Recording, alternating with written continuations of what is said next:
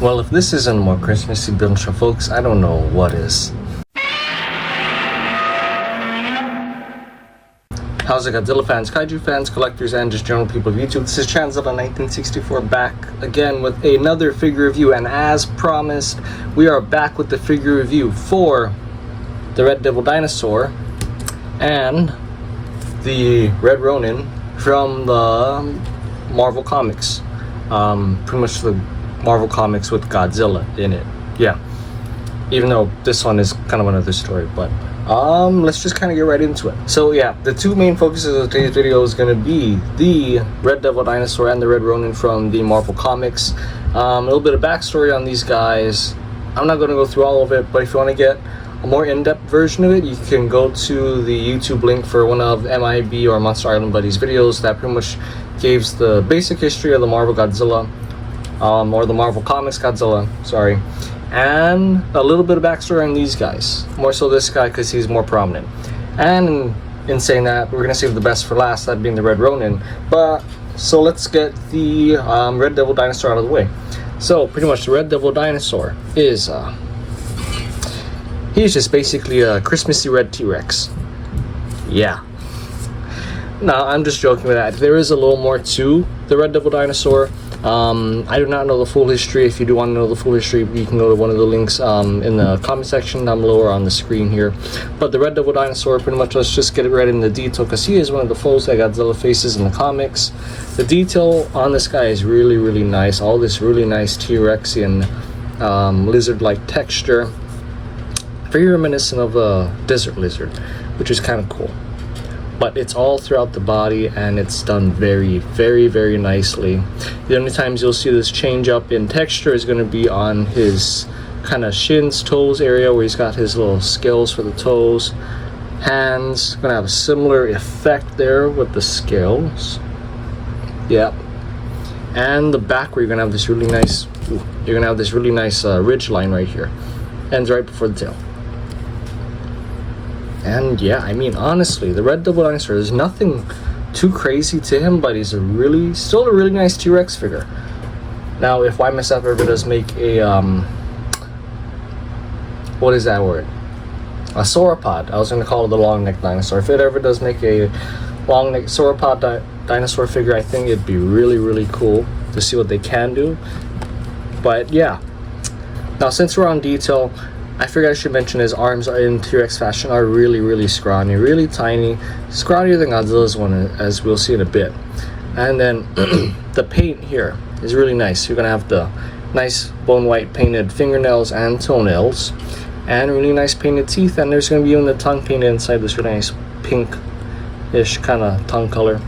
And then eyes are gonna be painted this white with a black dot in the middle, which is comic accurate. Yeah. And can I just say, that face is probably the highlight for me. It's a mix of psychotic yet derpy, all wrapped up in a nice Christmas red bow. And if you guys can't tell, this is in fact a Christmas video. Yes, because you got the red and the green and you got the Santa Claus looking thing back here. Now, all jokes aside, as you can see, like I said, the Red Devil Dinosaur, his arms are going to be T-Rex-like in that they're going to be really scrawny, really tight compared to Godzilla's ones, which are a little more beefy, but they are surprisingly around the same length. And as you can see, the T-Rex's head is a little bit bigger. Anywho though, back to this guy, articulation here. Arms will move very smoothly. Be careful not to scratch the fingernails on here and not to scratch yourself with the fingernails because they're very, very sharp. And the legs will move 360 as well, but they're kind of a tighter fit, kind of like Godzilla from the Marvel Comics. And the tail will move 360 very smoothly. Yeah.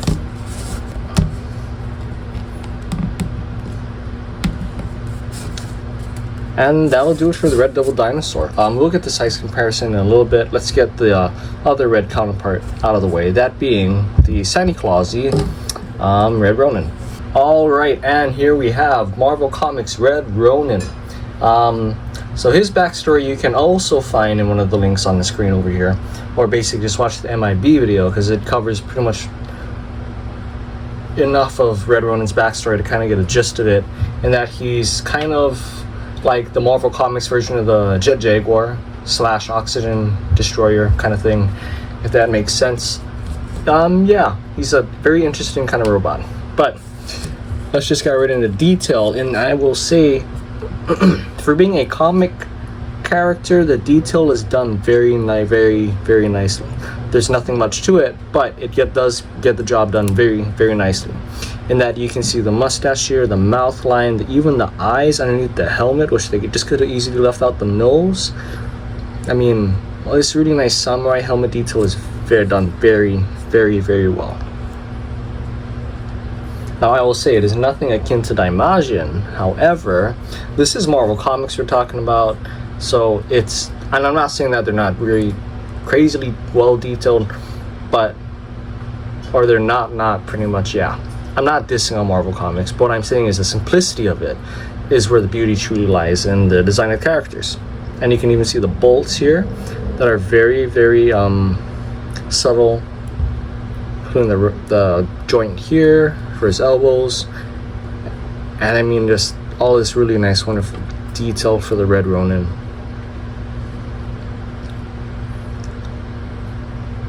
Yeah, just really nice.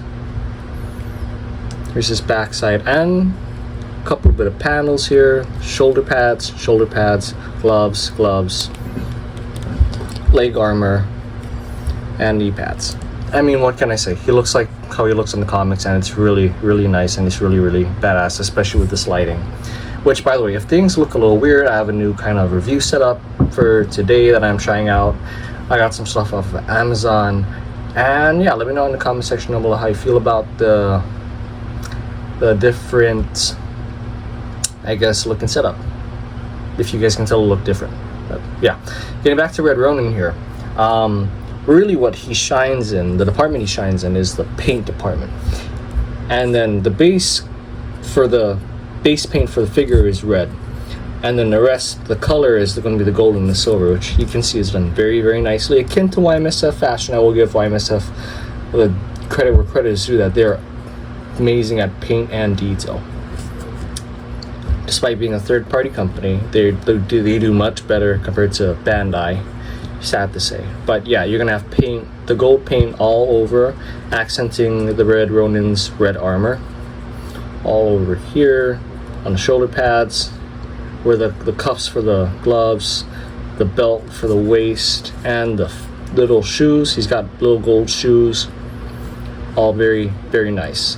And then the silver paint is going to be pretty much where the Red Ronin's, I guess, his body part, his robot suit would be exposed through, kind of like Iron Man.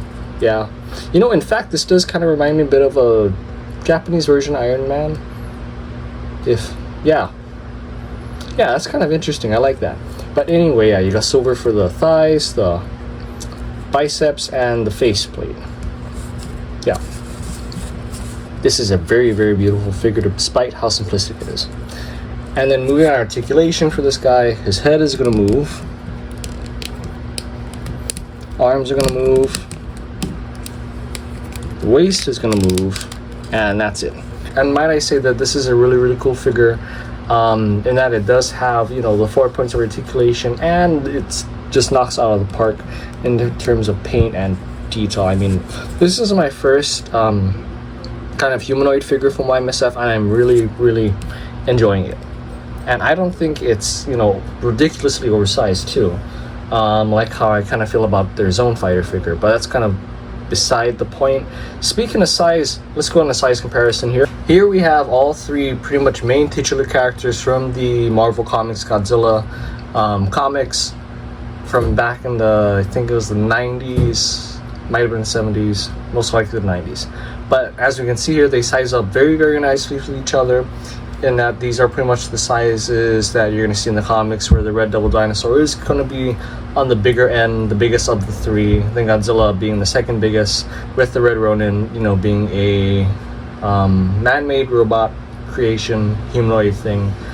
Is going to be a little bit shorter than Godzilla, and it really does work out, because at times Red Ronin does fight Godzilla in the comics, and they do end up clashing, and it does seem very akin to that. And sometimes you get Red Ronin helping Godzilla with the Red Devil Dinosaur. And you're gonna get them clashing like that too. So both of these guys over here, both the Red Ronin and the Red Devil Dinosaur, do size up very nicely with their Marvel counterpart of Godzilla. Yeah. And this pretty much, I guess, covers the size comparison for this Godzilla too, because we never had these guys back when we first got him, but now that we do, we can, you know, pretty much take a look at how they size up with each other. I might say this is a really, really cool set from MSF, and I'm very glad I got it. And I did get it because I did end up saying during that one video from reviewing this guy that I don't have them, and I can't do the size comparison, although it got me thinking it might be worth a shot in getting them because they're both really cool characters in their own design respects. So I got them, and now here I am reviewing both of them, all three of them. Yeah, granted rather late and in time for Christmas though. Anyway though, that'll do it for today's video, guys. I hope you guys liked this video. If you did, be sure to hit the thumbs up button down below. If you guys think I might have forgotten anything, if you guys think I might have missed anything, or if you guys might have some added history that you guys can educate me on with these Marvel Godzilla characters, or Marvel comic characters, sorry, please do let me know in the comment section down below. And if you like what you see on my channel, be sure to hit the subscribe button. It's crazy to think that we're at 750 subscribers today, and I cannot say how appreciative I am of pretty much all of you guys, all of you subscribers. It is really, really something special and cool. I'm glad to be able to keep doing this, and hopefully, you know, come end of 2026, 2027, we can hit 1,000 subscribers. But only time will tell, right? And I will keep doing this as long as you guys, you know, do keep in, you know, as long as I keep enjoying this. And yeah, the support is more or less there. Anyways, so this will do it for today's video. Thank you guys for watching. This has been Chanzilla 1964 saying until next time, guys, peace, and be ready for another very devilish character that's going to be reviewed next video. But yeah, peace.